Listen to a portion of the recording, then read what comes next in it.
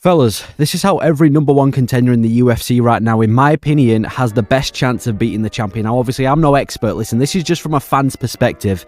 If I was to give any form of game plan or advice to a fighter or a number one contender to how they could beat the current champion, this is what I would say to do. This is, in my opinion, a logical game plan for each contender. Let me know, let me know your thoughts. Do you agree? First contender, or I guess number one contender at heavyweight, Tom Aspinall. Now, for Tom Aspinall, I've put, don't let the occasion get to you.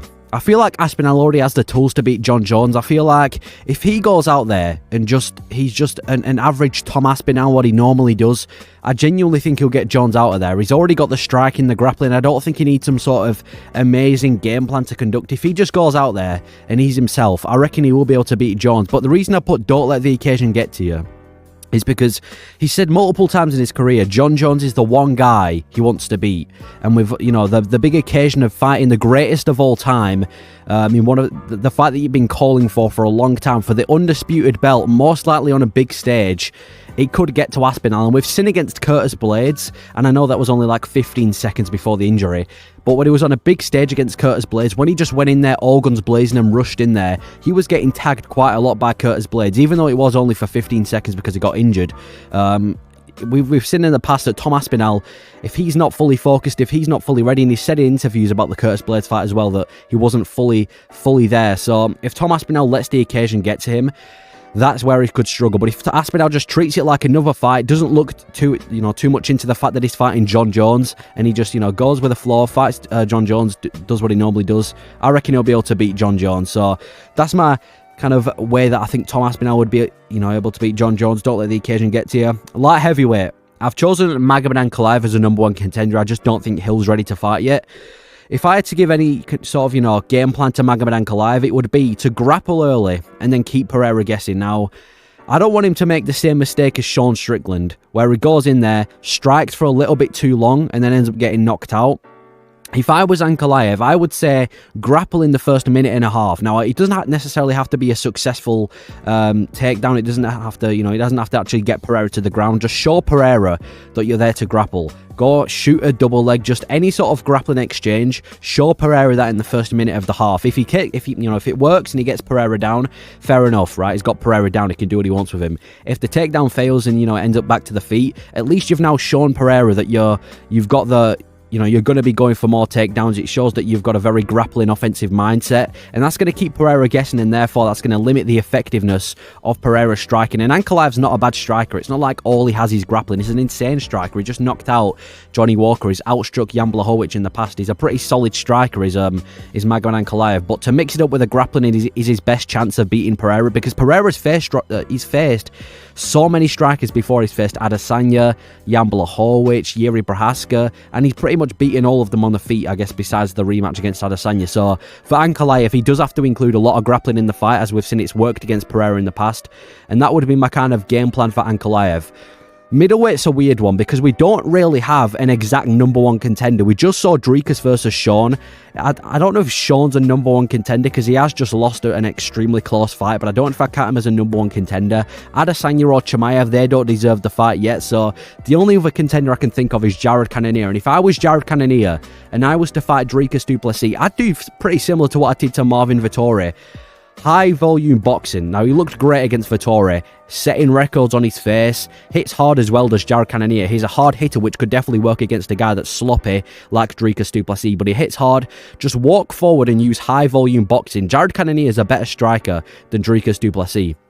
Dricus du Plessis is kind of, like I said before, an all guns blazing, walk forward, bite down on the mouthpiece and just mix everything up. He's got a really awkward style. So if Jared Cannonier just uses high technical volume and powerful boxing, I think that's going to cause a lot of problems to Dricus on the feet.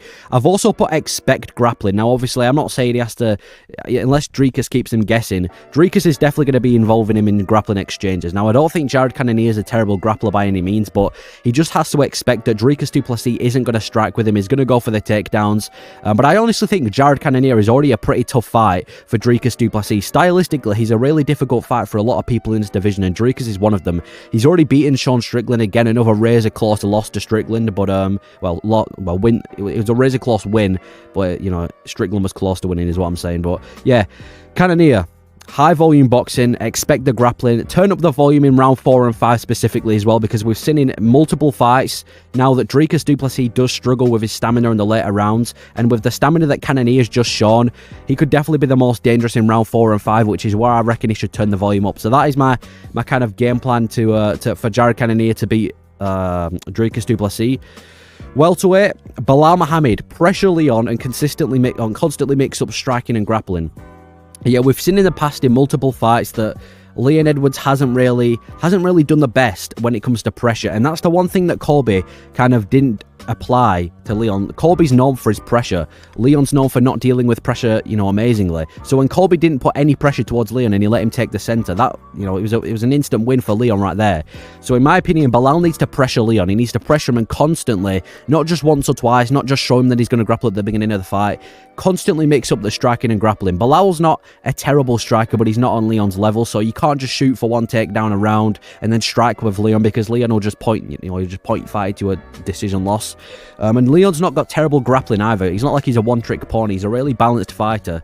So if I was Belal, I'd definitely be mixing up the striking and grappling, pressuring Leon as much as you can.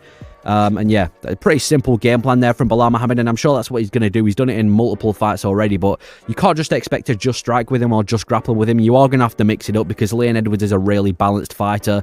Keep him guessing, and then yeah, specifically pressure him, because that's where Leon's at his least dangerous, when he's pressured. So that's my game plan for Belal Muhammad.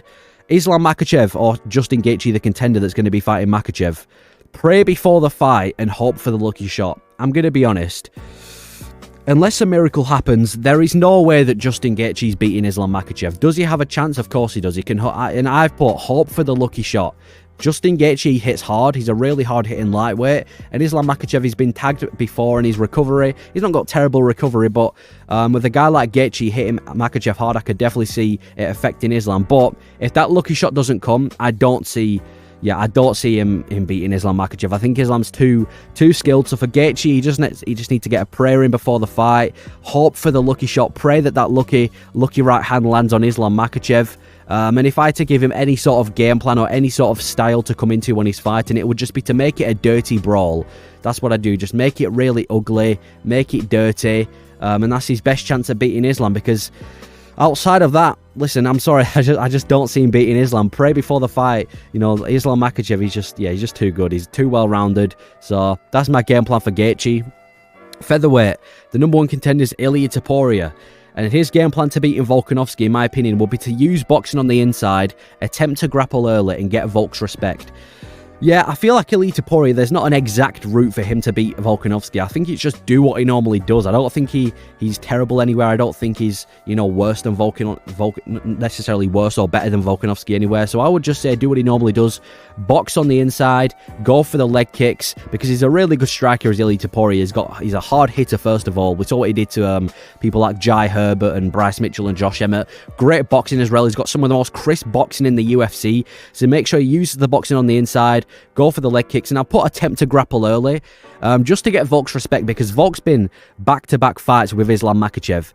He's been, his grappling would have improved so much, not only in the training to the fights, but the fights themselves. We saw him the first fight with Makhachev, and even when Makhachev went for a takedown in the rematch, that Volk has got amazing wrestling. I'd say the best in the division of featherweight. So make sure, go for a takedown, or maybe just attempt to grapple early on. Doesn't necessarily have to be successful, but just attempt early on to get Volk's respect in the grappling department, and then you can have a scrap on the feet. I don't know, just make it well-rounded, because Topuria, yeah, this is a hard one, because I feel like he's just do what you normally do is what I'd say. Do what you normally do, use your boxing, and attempt to grapple early. Marlon Vera, same game plan as the first fight. Yeah, the same big game plan as the first fight, in my opinion. Now, I do think O'Malley is going to beat Marlon Vera, so yeah, if I had to give him any sort of advice, it would just be use the same game plan as the first fight. He's not going to have to worry about grappling like he did again in previous fights. It's just going to be a pure striking matchup. Neither of them are going to involve in grappling exchanges. Attack the leg, and I've also put use question mark kicks. Stay durable as well, because I feel like Marlon Vera, he's known for his amazing kicks, knocking out people like Dominic Cruz. He's always had great head kicks as Marlon Vera as well. So make sure you mix up the kicks.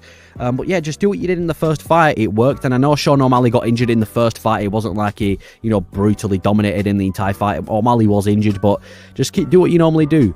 Do what you normally do. Same game plan as the first fight. And I've also put, try and turn it into a brawl. O'Malley's a very, very technical striker. We've seen him pretty much every single one of his fights. He's really technical. He likes to use his striking technique. So if you try and make the fight ugly and you try and make O'Malley as least technical as possible, try and force him into a scrappy fight, that's where Marlon Vera's got the best chance of winning, because he's very dangerous when he gets into scraps, very dangerous when the fight kind of loses the technical side of things. So try and turn it into a brawl. Try and make O'Malley as least technical as possible. And in my opinion, that's where Marlon Vera's got his best chance of winning. And then finally, now, again, there's not a number one contender necessarily right now at the flyweight division. I think it's going to be between Moreno and Royval, and I do think Moreno's going to beat Royval. So if Moreno's going to end up as the number one contender, I've put similar game plan to the trilogy, but save the output for the later rounds. Yeah, we saw the trilogy. This could have gone either way. It was a razor close fight between them both. An absolute war. Perfect mix of striking and grappling. Pantoja definitely had the advantages when it came to grappling, which is why he won the fight, in my opinion. He spent more control time on Brandon Moreno. I would say Brandon Moreno was having the better exchanges on the feet, but we've seen in multiple fights now, especially in the Brandon Royval fight, that Pantoja does tend to fade away as the fight goes on. He tends to slow down, he tends to be more vulnerable to shots, and when a guy like Brandon Moreno, with the boxing of Brandon Moreno, and you know, if you're fading away against a guy like Moreno, that's going to be, you know, that's not necessarily easy. He's going to struggle with that. So I would say Moreno, try and save the output, the high output, for specifically the 4th and the 5th round, when Pantoja's most vulnerable. So now you can go outbox Pantoja, use your offensive boxing, and potentially finish Pantoja in the later rounds because of the vulnerability of him. And that would be, you know, Moreno's best chance at winning. But yeah, I don't think he has to get a completely new game plan, because it nearly worked in the trilogy. It could have gone either way. So anything like that. But if I had to give him any other tip, it would be to use the boxing and save the output for the later rounds when Pantoja's weaker. But yeah, that is, in my opinion, how every number one contender can beat the champion. Let me know your thoughts. Let me know if you agree.